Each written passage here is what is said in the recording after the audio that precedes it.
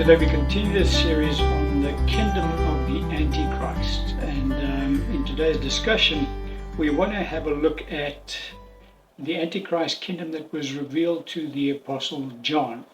In the previous discussions, what we've done is we've looked at what the Lord showed the prophet Daniel with regards to the kingdom of the Antichrist. And you recall there's two visions basically we looked at in Daniel chapter 7 and Daniel chapter 8. In Daniel chapter 7, the Lord showed Daniel four beasts that would be that represented four kingdoms that would be in the earth at the end of the age, the close of the age.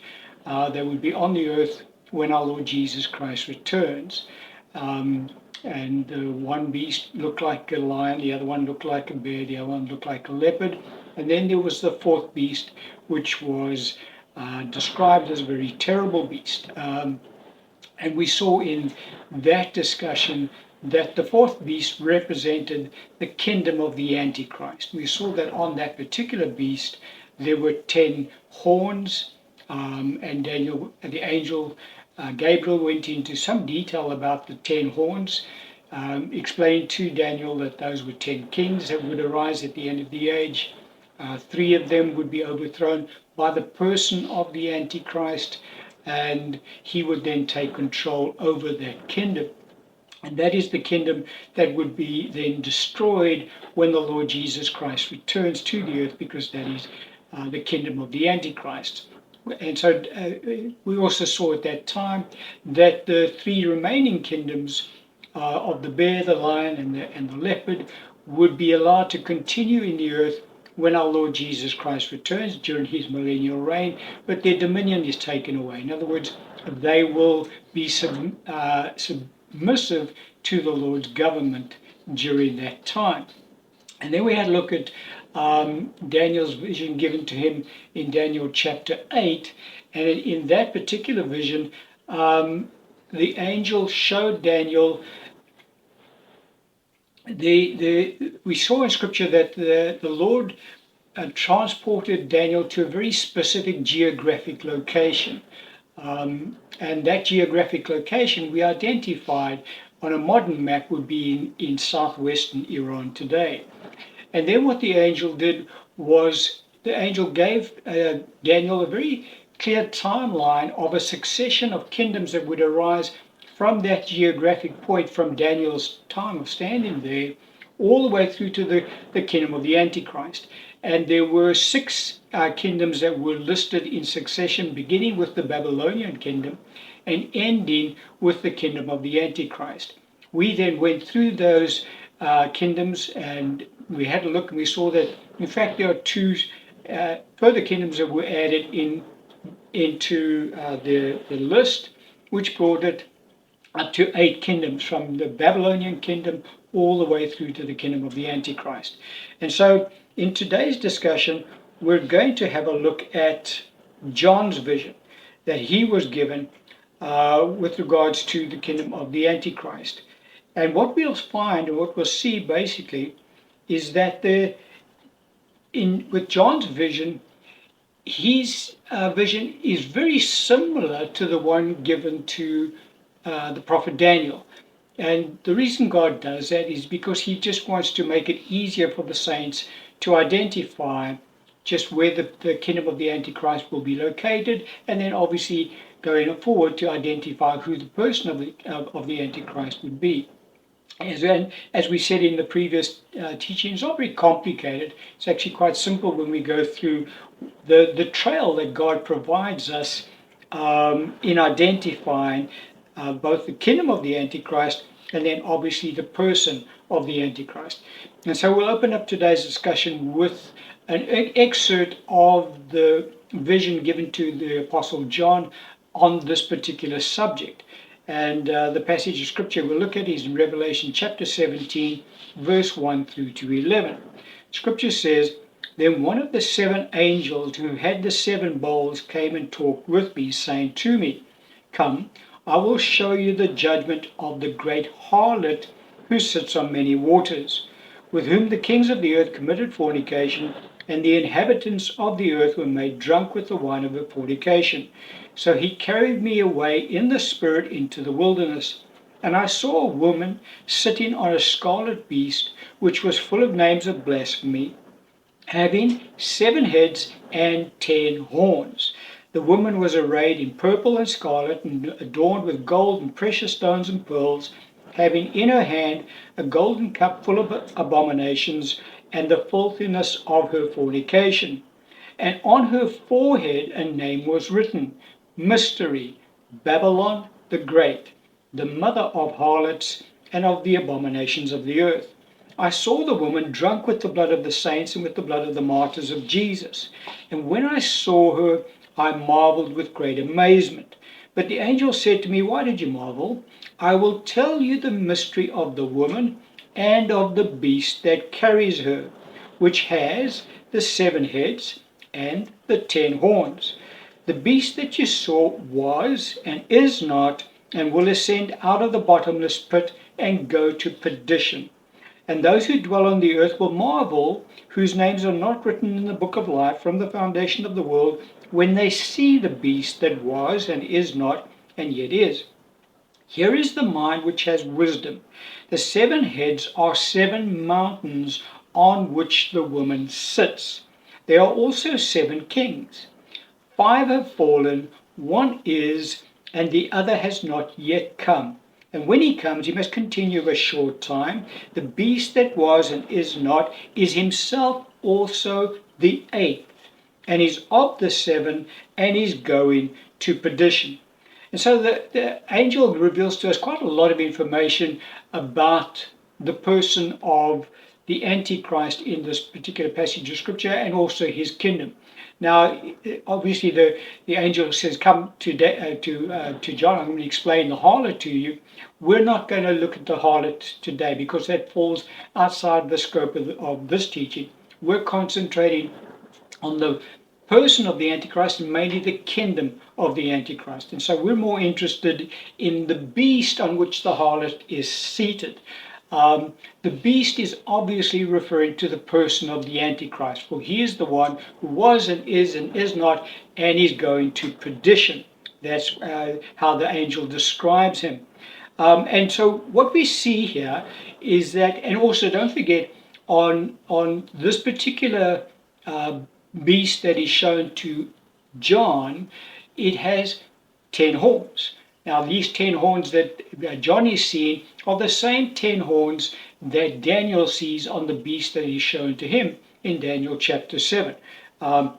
So we can see the similarity that's coming through with regards to these two beasts that are symbolizing the person of the Antichrist. So as I say, we want to concentrate more on the beast on which the harlot is sitting rather on the harlot. We're not going to touch on the harlot at all today. However, there's one difference between the beast that is shown. Don't forget, I'm talking about the 4th beast that was shown to Daniel in Daniel chapter 7, and this beast that is shown to John. And one of the major differences we see is that the beast that is shown to John has 7 heads, plus obviously the 10 horns. So why does God show this particular beast? Don't forget, we're saying the beast is in fact the person of the Antichrist. Why does he show him as having 7 heads? Well, he does that to help the church to more clearly identify the kingdom of the Antichrist, because in this passage, the angel gives us very specific details about the 7 heads of the beast. Because don't forget, he says, "Come, I'll explain to you what the mystery of the harlot is all about." And then he goes on to talk about really what the mystery of the 7 heads are all about. And he gives us very specific information about that. He tells us that the 7 heads represent 7 kings, which each follow each other in succession, and he gives us a specific timeline for each one of those 7 kings or kingdoms that will follow after each other in succession. And then he goes on to reveal to us that the beast himself will also follow after the 7 in succession, and he will in fact be the 8th. Now that number of those 8 kingdoms following after each other in succession ties in with what was shown to Daniel in Daniel chapter 8. that particular vision, we saw that there are, in fact, 8 kingdoms from the Babylonian kingdom all the way through to the kingdom of the Antichrist, following each other in succession. John is shown exactly the same thing. And we'll see it as we get into this particular vision that is shown to John.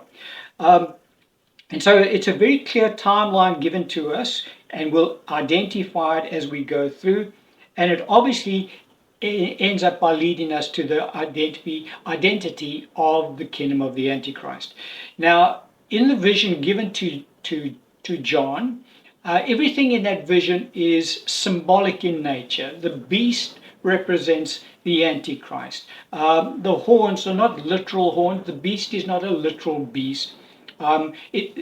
Everything in the vision is symbolic, and we need to understand that, because when it comes to the interpretation of this particular vision, a lot of people look at the mountains that the angel talks about and say, okay, well, these are literal mountains that he was referring to. And then they go on quite go down a rabbit hole, basically. And they say, okay, well, there are 7 mountains in Rome, there are 7 mountains in Jerusalem, and so the angel is talking about the Antichrist coming out of Rome and the Antichrist coming out of Jerusalem, etc., etc., etc. But that's not the case at all. The mountains that the angel refers to in the vision shown to John are symbolic of 7 kingdoms. Got nothing to do with literal mountains whatsoever.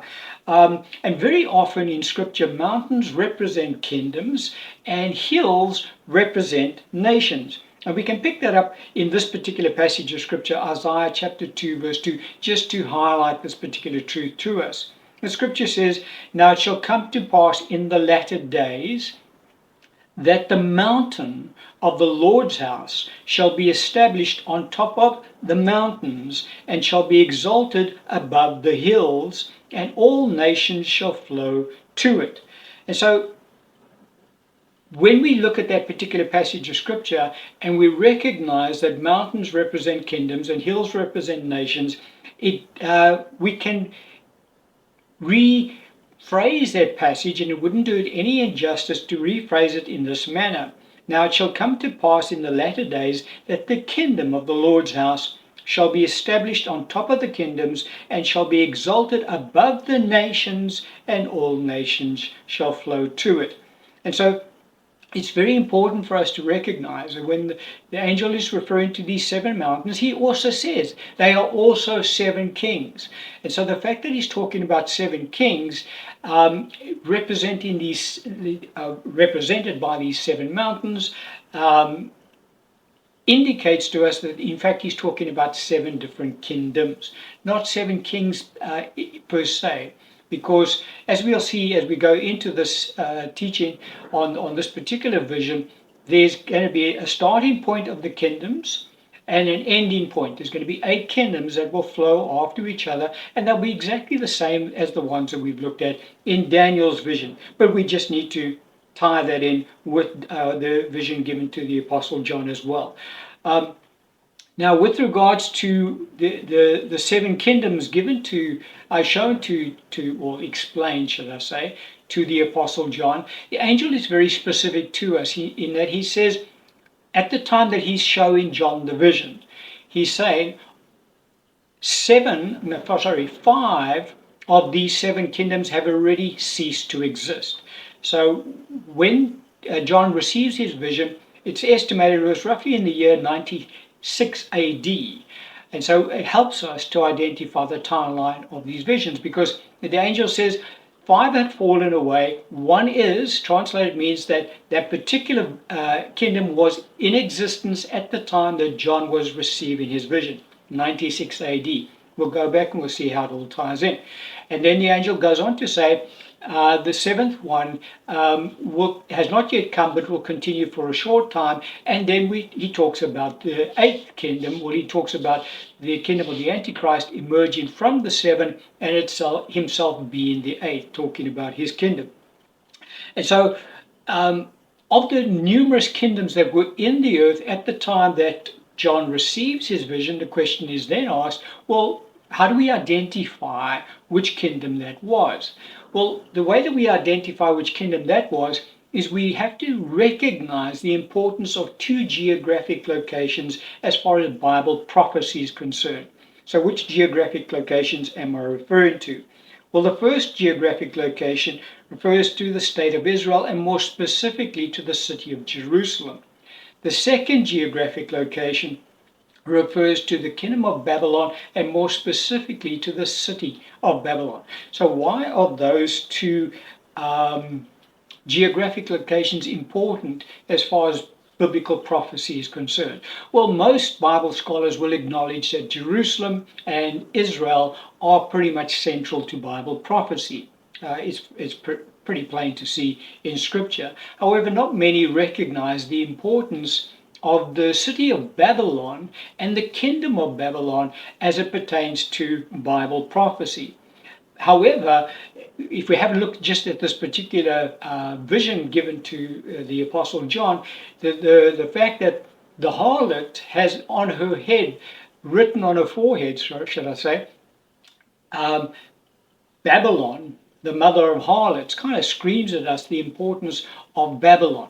And so what we will see as we go into the discussion on this particular vision is that the city of Babylon and the kingdom of Babylon are very important and central to the vision of the kingdom of the Antichrist that is shown to the Apostle John. Now, why is that? Why is the city of Babylon, the kingdom of Babylon, so important?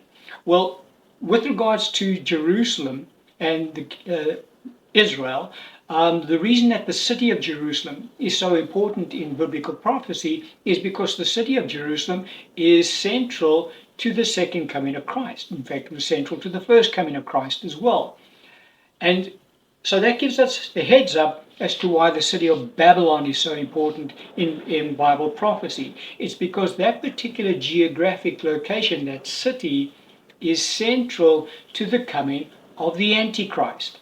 And so those are the two geographic locations that feature in Bible prophecy, pointing to the end times. The one city being prepared for the coming of the Christ, and the other city being prepared for the coming of the Antichrist. It's very important for us to see the distinction of the two. And so as we go into the interpretation, we'll look at this particular vision in a lot more detail. We'll now go through the start, because the vision begins with the first kingdom and ends with the kingdom of the Antichrist. And we need to follow all 8 kingdoms through in order to establish the truth of what the kingdom of the Antichrist is. Now, we've already established that in the previous teaching. We said it's the kingdom of Islam. And we showed how Daniel's geographic location through all 8 successive kingdoms came out to the kingdom of Islam. What we will see as we go through John's vision is we will see that the geographic location of the city of Babylon and the geographic area of Babylon will also follow in sequence through all 8 kingdoms to the kingdom of Islam. And so God's just giving us 2 different ways of looking at exactly the same location. But we'll go through it and we'll see how it follows in succession. But that's where we're going to end on the teaching for today. Amen.